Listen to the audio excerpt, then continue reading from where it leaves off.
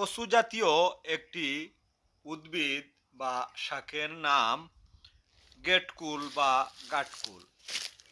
কেউ কেউ একে খারকুলও বলেন, অনেকে খারমান বলেন বা খারমান কচু বলেন। এই কচু জাতীয় শাক খেতে খুবই স্বাদ। এই শাক খেলে চুলকায় না, খুবই মজাদার। ভর্তা করে খাওয়া হয়।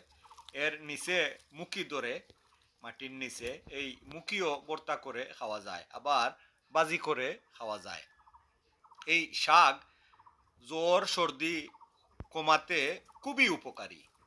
এই শাক খেতে খুব মজাদার।